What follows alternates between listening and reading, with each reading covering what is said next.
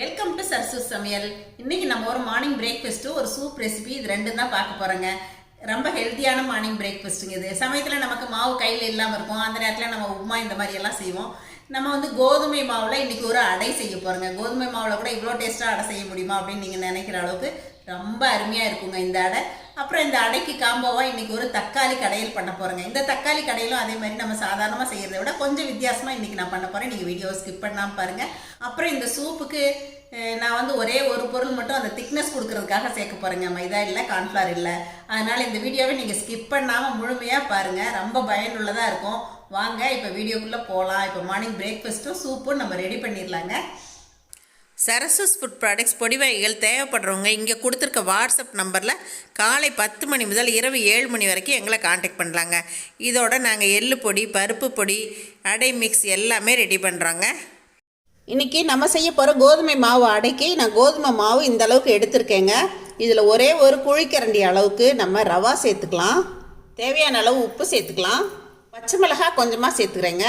பொடி பொடியாக நறுக்கிடணும். வெங்காயம் பாருங்கள் இந்த மாதிரி நறுக்கி எடுத்துக்கணும். நான் ஒரு 2 பெரிய வெங்காயம் சேர்த்துருக்கேங்க. கொஞ்சம் கொத்தமல்லி இலை பொடி பொடியாக நறுக்கி சேர்த்துருக்கேன். இப்போ நம்ம கருவேப்பிலையும் பொடியாக நறுக்குனது சேர்த்துடலாங்க.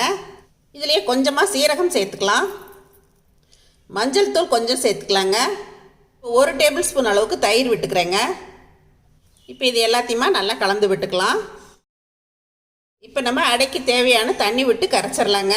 கையில் கரைக்கும் போது கட்டி இல்லாமல் வரும். அதனால் நான் கையில் தாங்க கரைக்கிறேன். இப்போ பாருங்கள், நான் இந்த அளவுக்கு கரைச்சிருக்கேன். இது ஒரு 10 நிமிஷத்துலேருந்து 1/4 மணி நேரம் வரைக்கும் ஊறணும். நம்ம ரவை சேர்த்துருக்கறனால கொஞ்சம் கெட்டியாச்சுன்னா மறுபடியும் நம்ம கொஞ்சம் தண்ணி விட்டு கரைச்சிக்கலாங்க. இது ஒரு மூடி போட்டு விட்டுறலாங்க. இப்போ இது 10 நிமிஷம் ஊறுறதுக்குள்ளே நம்ம தக்காளி கடையிறதுக்கு ரெடி பண்ணிடலாங்க. தக்காளி கடையிறதுக்கு நான் இப்போ ஒரு 6-7 தக்காளியை தண்ணியில் போட்டு அடுப்பில் ஏற்றிருக்கேன். இது கொஞ்சம் சூடேறி தோல் உரிகிற அளவுக்கு வரணும். இப்போ பாருங்கள், இந்த தக்காளி நல்லா வெந்து வந்துருச்சு. இப்போ அடுப்பை ஆஃப் பண்ணிடலாம். இந்த தண்ணியை வடிச்சிட்டு நம்ம ஆறினதுக்கப்புறமா இந்த தோலை உரித்து வச்சிடலாம். நம்ம வேக வச்ச தக்காளியெல்லாம் நல்லா ஆறிடுச்சுங்க. பாருங்கள், ஈஸியாக தோல் எடுக்கிறதுக்கு வரும். பாருங்கள், இந்த மாதிரி ரொம்ப ஈஸியாக வரும். இப்போ இந்த மாதிரி எல்லா பழங்கள்லையும் நான் தோல் உரிச்சிட்டு வந்துடுறேங்க. இப்போ பாருங்கள், நான் தோலெல்லாம் உரிச்சிட்டேன். ஆனால் இந்த தோல்லையுமே கொஞ்சம் சதைப்பகுதி இருக்கும். அதனால் நம்ம அந்த இதை கூட வேஸ்ட் பண்ண வேண்டாம். இந்த மாதிரி நம்ம பிழிஞ்சு எடுத்துக்கலாங்க. நம்ம தக்காளியில் இந்த பகுதியை மட்டும் தனியாக பிரித்து எடுத்துடலாங்க. எல்லா தக்காளியிலையும் இந்த பகுதியை மட்டும் நம்ம எடுத்து வச்சிடலாம். இப்போ இந்த மாதிரி நம்ம ரெடி பண்ணி வச்ச தக்காளியை ஒரு மிக்ஸி ஜாரில் சேர்த்து அரைச்சி எடுத்துக்கலாங்க. இப்போ இதை நான் மிக்சியில் அரைச்சிட்டு வந்துடுறேங்க. இந்த தண்ணியெல்லாம் இருக்கும். இதை நம்ம கடையும் போது சேர்த்துக்கலாம். இப்போவே ஊற்றிட்டா ரொம்ப தண்ணி ஆயிரும் அரைக்கும் போது. இப்போ நான் தக்காளியெல்லாம் அரைச்சிட்டு வந்துட்டேங்க. இப்போ இந்த தண்ணியை இதில் சேர்த்துக்கலாம். பாருங்கள், தக்காளியை அரைக்கும் போது இந்த மாதிரி அரைச்சிக்குங்க. இப்போ இதை நம்ம தாளிச்சிடலாங்க. இப்போ நான் தக்காளி கடையிறதுக்கு ஒரு கெட்டியான பாத்திரம் அடுப்பில் ஏற்றிருக்கேங்க. இப்போ நான் கொஞ்சம் நல்லெண்ணெய் விட்டு தான் தாளிக்க போகிறேன். நல்லெண்ணெய் தேவையான அளவுக்கு ஊற்றிக்கிட்டேங்க. கடுகு, உளுத்தம்பருப்பு தாளிச்சிக்கலாங்க. ஒரே ஒரு பச்சை மிளகாய் பொடியாக நறுக்குனது சேர்த்துக்கிறேங்க. பெரிய வெங்காயம் சேர்த்துக்கலாம். கறிவேப்பிலை சேர்த்துக்கலாங்க. வெங்காயம் வதங்கிட்டு இருக்கும் போதே பூண்டு நான் 2-3 பல் இந்த மாதிரி தட்டி சேர்த்துக்கிட்டேங்க. பூண்டு உங்களோட ஆப்ஷன் தான், உங்களுக்கு பிடிக்கும்னா சேர்த்துக்கோங்க. இப்போ பாருங்கள், நம்ம சேர்த்த வெங்காயம் நல்லா வதங்கியாச்சு. கொஞ்சமாக மஞ்சத்தூள் சேர்த்துக்கலாங்க. காரத்துக்கு தேவையான அளவு தனி மிளகாத்தூள் சேர்த்துக்கலாங்க. நான் காஷ்மீரி மிளகாத்தூள் கொஞ்சமாக சேர்க்குறேங்க. இந்த காஷ்மீரி மிளகாத்தூள் சேர்க்கும்போது ஒரு நல்ல கலர் கிடைக்குங்க. அதுக்காக தான் நம்ம சேர்க்குறோம். அவ்வளோதான், ஜஸ்ட் ஒரு பெரட்டினா போதும். இப்போ நம்ம வேக வச்சு அரைச்சி வச்சுருக்க தக்காளி சேர்த்துடலாங்க. தண்ணி கொஞ்சமாக சேர்த்துக்கலாங்க. இந்த தக்காளி கடைசலுக்கு தேவையான உப்பு சேர்த்துடலாங்க. இப்போ இதெல்லாம் நல்லா கலந்து விட்டுடலாங்க. இப்போ இது கொஞ்சம் நல்லா கொதித்து வரட்டுங்க, பார்க்கலாம். இப்போ பாருங்கள், நல்லா கொதிச்சிருச்சுங்க. பாருங்கள், இந்த அளவுக்கு திக்னஸ் இருந்தால் போதுமானது. இது இட்லி, தோசை எல்லாத்துக்குமே ரொம்ப நல்லாயிருக்கும். இப்போ அடுப்பை ஆஃப் பண்ணிடலாங்க. ஃபைனலாக இதில் நம்ம கொஞ்சமாக பச்சை கருவேப்பிலை சேர்த்துக்கலாம். நல்ல மணமாக இருக்கும். அவ்வளோதாங்க, கோதுமை அடைக்கு இப்போ ஒரு நல்ல காரசாரமான தக்காளி கடைசல் ரெடி ஆகிடுச்சுங்க. ரொம்பவே டேஸ்ட்டாக இருக்கும் நீங்கள் இந்த மாதிரி செஞ்சீங்க அப்படின்னா. இப்போ நம்ம கோதுமை அடைகள் ஊற்றிடலாங்க. இப்போ நம்ம கரைச்சி வச்ச மாவை ஓப்பன் பண்ணி பார்த்துடலாங்க. பாருங்கள், நம்ம ரவை சேர்த்ததுனால கொஞ்சம் கெட்டியாக இருக்குது.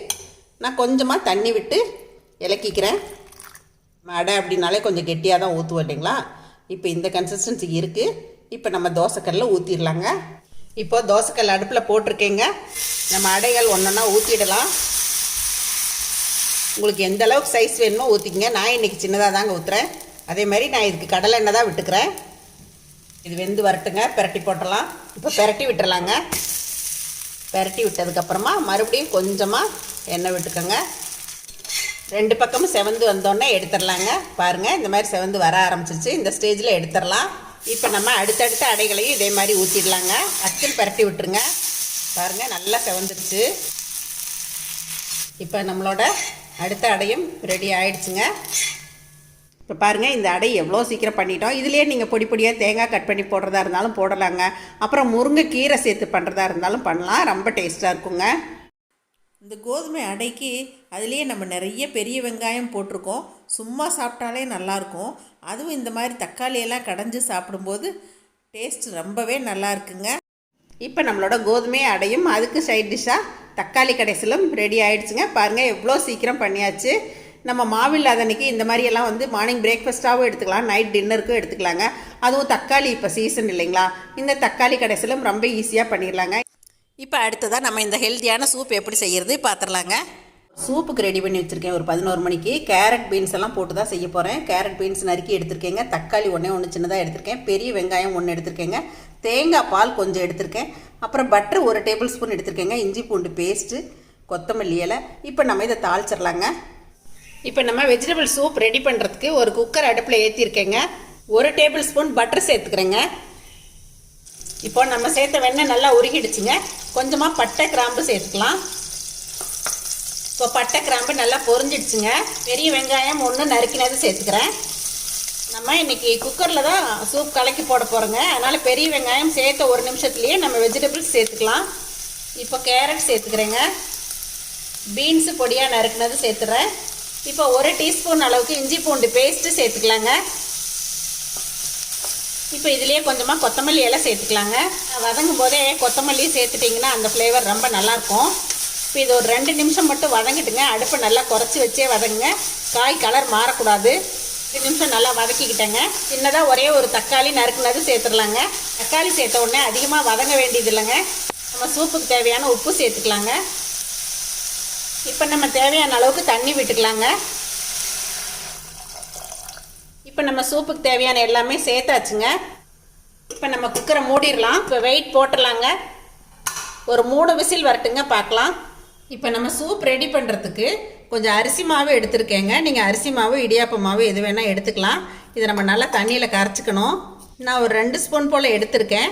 நமக்கு திக்காக இல்லை அப்படின்னா மறுபடியும் 1 ஸ்பூன் கூட கரைச்சி விட்டுக்கலாங்க. கரைச்ச அரிசி மாவை இப்போ நம்ம எடுத்து வச்சுருக்க தேங்காய் பாலில் சேர்த்துடலாங்க. இதை நம்ம காய்கறியெல்லாம் வெந்ததுக்கப்புறம் சேர்த்துடலாங்க. இப்போ நம்ம கலக்கி வச்ச வெஜிடபிள் சூப் வெயிட் ஆறிடுச்சுங்க.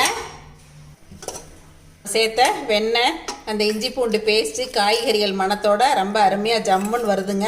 நான் மறுபடியும் அடுப்பில் ஏற்றிருக்கேங்க. இது கொஞ்சம் காய்கறிகளை இந்த மாதிரி கரண்டியால் கொஞ்சம் கடைஞ்சி விட்டுக்கோங்க. நல்லாயிருக்கும் சூப்பு. இப்போ நம்ம இந்த தேங்காய் பால் அரிசி மாவு கலவையே இதில் சேர்த்துடலாங்க. இப்போ இது நல்லா கொதித்து வரட்டுங்க, பார்க்கலாம். இப்போ பாருங்கள், நம்ம தேங்காய் பால் அரிசி மாவு கலவை சேர்த்ததுக்கப்புறம் பாருங்கள் நல்ல ஒரு திக்னஸோட நமக்கு வெஜிடபிள் சூப் கிடச்சிருச்சு. இப்போ நம்ம அடுப்பை ஆஃப் பண்ணிடலாங்க. உங்களுக்கு தேங்காய் பால் வேண்டாம் அப்படின்னு நினச்சிங்கன்னா நீங்கள் அரிசி மாவு மட்டும் கரைச்சி விட்டு கொதிக்க விட்டுட்டு இறக்கி வச்சு 1 டம்ளர் பால் கூட சேர்த்துக்கலாங்க. ஆனால் பால் சேர்க்குறதா இருந்தால் சூப் இறக்குனதுக்கப்புறமா தான் சேர்க்கணும். நீங்கள் கொதிக்கும்போது சேர்த்தீங்க அப்படின்னா தெரிஞ்சிரும். இப்போ இதில் கொஞ்சம் மல்லி இலை தூவிக்கலாங்க. நான் காரத்துக்கு மிளகுத்தூள் இப்போ சேர்த்துக்கிறேங்க. கொஞ்சமாக இதில் சேர்க்குறேன். அவங்கவுங்களுக்கு எடுத்துக்கும் போது எவ்வளோ தேவையோ அந்த அளவுக்கு நம்ம சேர்த்துக்கலாங்க. அவ்வளோதாங்க, சுவையான சத்தான வெஜிடபிள் சூப் இப்போ ரெடி ஆகிடுச்சுங்க. இன்றைக்கி நான் செஞ்சேன் இந்த வெஜிடபிள் சூப்பை எங்கள் குட்டிமா தான் இப்போ ஃபஸ்ட்டு டேஸ்ட் பண்ண போகிறாங்க. நல்லா சூடாக இருக்குங்க. வாங்க அவங்கக்கிட்ட எப்படி இருக்குன்னு கேட்டுருவோம் நம்ம. எங்கள் குட்டிமா இப்போ நான் செஞ்ச வெஜிடபிள் சூப்பை ரொம்ப ரசித்து சாப்பிட்டுட்ருக்காங்க. அவங்களுக்கு ரொம்ப பிடிக்கும். எப்படி தான் இருக்கே சூப்பு? நல்லா இருக்கா? வெஜிடபிள்ஸையும் சேர்த்து சாப்பிடணும், ஓகேவா? நான் என்ன பண்ணுவேன்னு சொல்லிட்டா, வடகத்தை எடுத்து இதுல தொட்டு சாப்பிடுவேன். வடகம் தொட்டுக்கிட்டு? ஆமா. சூப்பர்டா. அம்மாஜி எப்பயாவது வெளில போனால் அம்மா செய்வாங்க, அம்மாவும் இருந்தால் அம்மா வேலையாக இருந்தால் அம்மாச்சி செய்வாங்க. 2 பேருமே செய்வாங்க. 2 பேரும் செய்கிறது நல்லாயிருக்கும். நல்லா இருக்கா? ஓகே.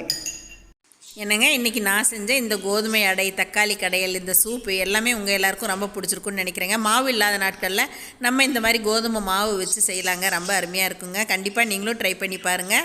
இதை பார்த்துட்டு எப்பயும் போல் உங்களோட ஃபீட்பேக் சொல்லுங்கள், ஷேர் பண்ணுங்கள், சப்ஸ்கிரைப் பண்ணுங்கள். தேங்க்யூ. சரசு சமையல் பாருங்கள், சமையல் நல்லா பண்ணுங்கள்.